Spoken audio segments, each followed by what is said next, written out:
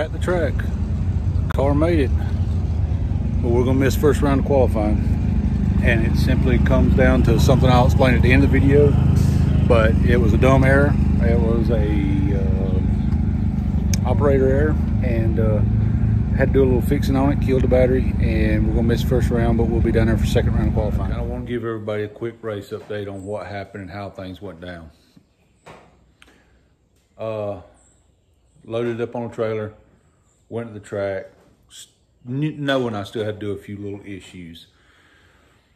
I had my mind on important things, adjusting things, making sure this new engine was going to be healthy, and I didn't put the battery on the charger while I was doing it and didn't charge the battery. Bonehead mistake, didn't do it, missed first round of qualifying. Not really a big deal because this was supposed to be a shakedown to figure out what this new engine was going to do. So made second round. Car is healthy.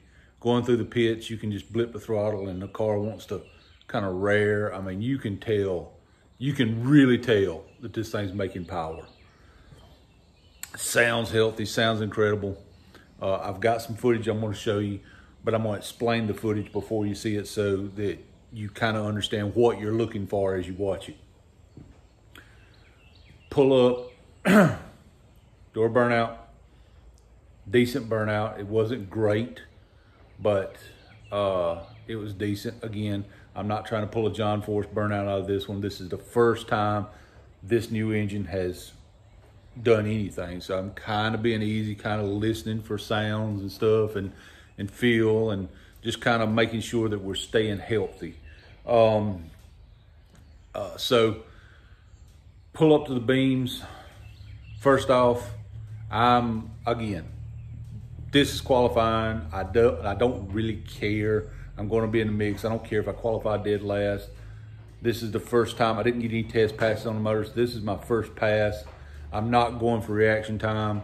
So when you look at the video, I'm a year late on the tree. And I don't care because reaction time doesn't affect your time down the track. So I'm not trying to be quick on a tree. I'm actually looking at my gauges, making sure everything's healthy. The light turns green.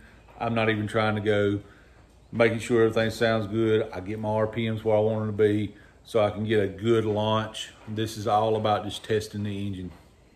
Car left hard. But you'll see in the video, the car leaves hard, pulls the front tires, got a little baby wheelie about that big, pulls the front tires and immediately just noses over and then goes. From the inside, it felt like the car spun. I shifted about 7,000. It got up to about just under 6,000, and then zip, the RPM zinged up real quick and set back down. I thought the car spun. From inside, it felt like it spins.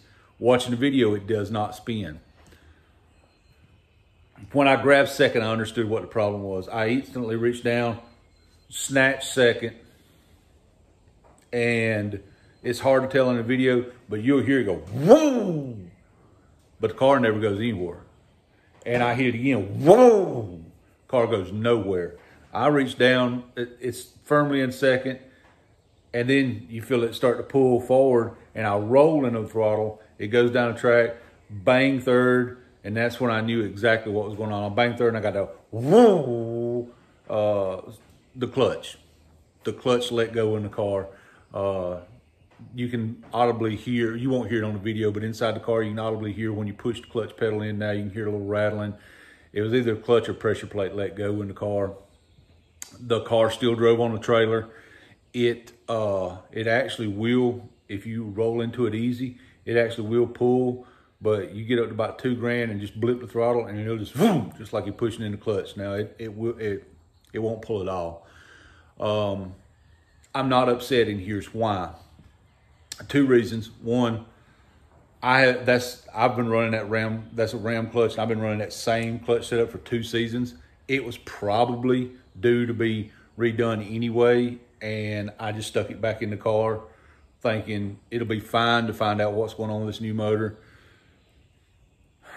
I effectively doubled the horsepower. That's not a joke. I effectively doubled the horsepower of the car and put it on a clutch. It, you know, had a few passes on it, let's say. And that was my fault. It is what it is. But I'm not, the second reason I'm not upset is because in that entire disaster of that video, that car made one of the faster 60 foots of the class. Now, I said faster, not fastest. Understand that. I don't know what everybody's 60 foot is, but I know that the 60 foot that car made through that entire disaster was ranked right up there with some of the best 60 foots in the class. So with that being said, you look at how bad that went, or look at this video and see how bad that went, knowing it's still done better than it's ever done before and right up there with the top. Any information on that time slip past the 60 foot was garbage. And I didn't get a full 60 foot out of it, and it still done that. We got a race car. Take a look at this footage.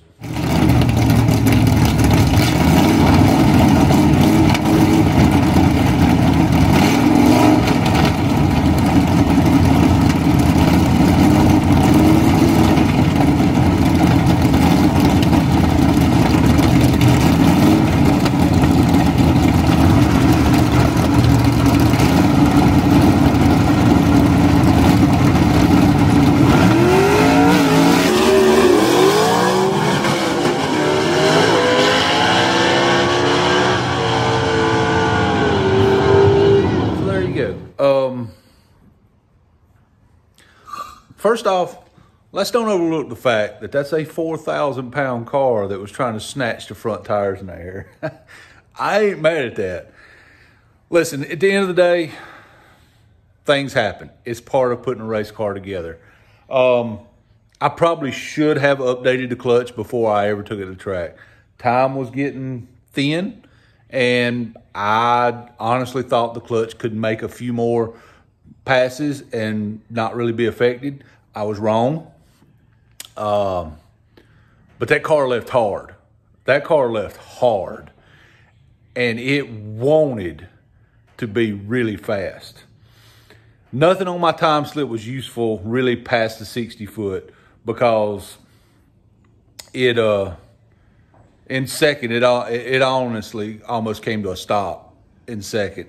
I was coasting, trying to get it to pull. And when I finally just took my foot all the way off, you could feel it kind of start to, and then I went in on it, rolled in on it kind of easy, and it took off. And that's when I really understood it was clutch. Snatched third, and it made a quick little and come back. And then in fourth gear, of course, you're in high gear. And by that time, I wasn't to the floor anymore anyway because I was trying just to get back to the pits. Fourth gear, I just kind of granny shifted, put it in fourth, and it went on.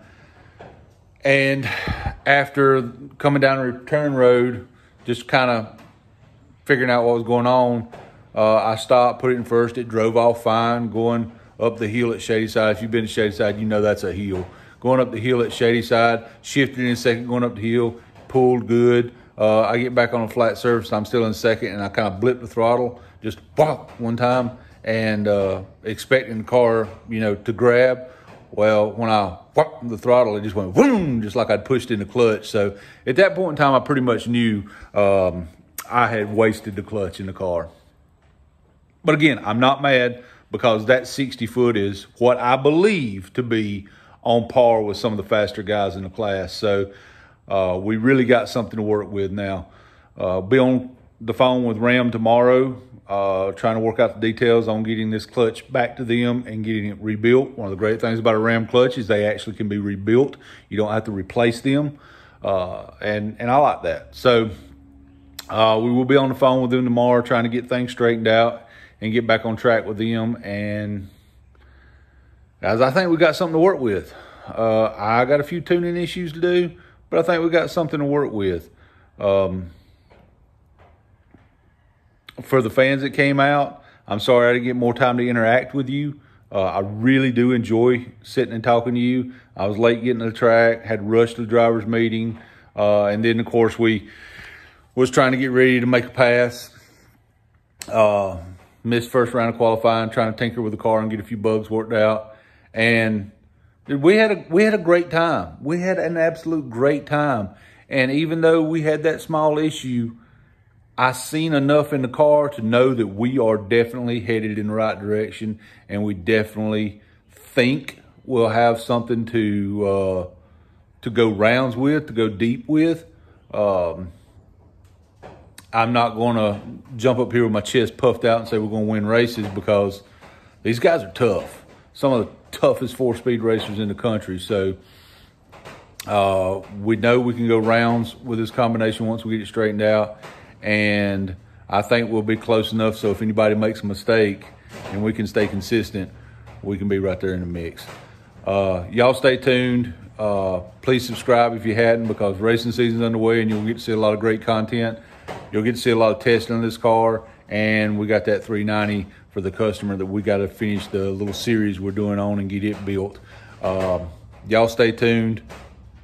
God bless y'all. I hope the Lord blesses you today more than he did yesterday. Hope you and your family have a great Sunday afternoon. Love you guys, and we'll see you next time.